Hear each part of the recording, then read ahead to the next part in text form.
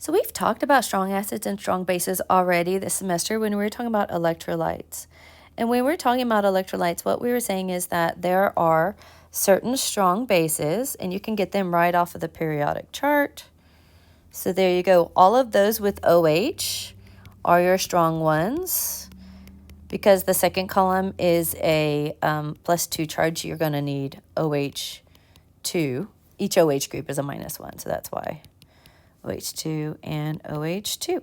So those are your strong bases. We've also talked about strong acids, and they are the ones in the list. The strong acids are when you put an H with these ones. So HCl, HBr, HI, and then there are 3 oxo acids. I always start with the HClO4 because they're kind of look alike, I don't know. But then the other ones aren't really as related. HNO3, and then we have H2SO4.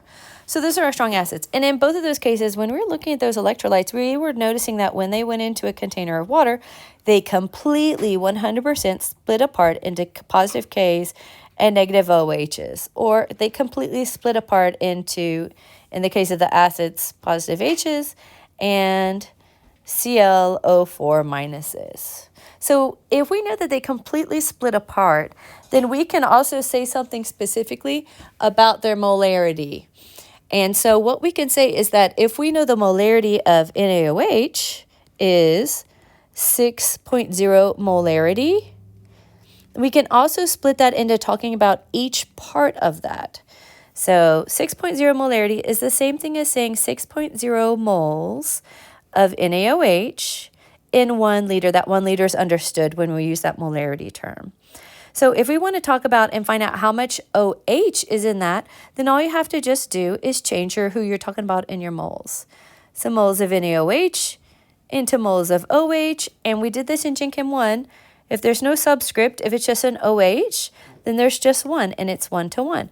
So the molarity of OH concentration in NaOH is 6.0 molarity OH concentration. So remember, it depends on how many of those that there are. So for everything in this column over here, there's just 1 OH. So basically the molarity of anything in this first column, it's going to be the same as the molarity of the OH. In this one, there are 2 OHs. So the way you would deal with that, if like you had 6.0 molarity BaOH2, remember that's the same thing as saying moles in 1 liter. And then we would say in 1 mole of BaOH2, I have 2 moles of OH minus. So that means that I have 12 molarity because I only am canceling out my moles. I'm not canceling my liters. Notice it's still there. 12 molarity of OH minus. And this all goes back to us needing to use a specific concentration of OH in our formulas or a specific concentration of H. So just to say this also, when we're talking about the H's, notice there's 1 to 1 H, 1 to 1 H, 1 to 1 H, 1 to 1 H, 1 to 1 H, but notice this guy has got 2 H's. So for every one of these molecules, what we're saying is that you can get like a double for your money there. You can get twice as much H pluses going into the solution. So it's really important to understand this concept and remember how this works, or you won't get the strong acid pH correct. Also, there is a more complicated addition to strong acid pH, but that's a much higher level chemistry question. I just always like to mention it though. There is an additional factor that we are not covering in Gen Chem 1, has to do with how it actually then interacts with water.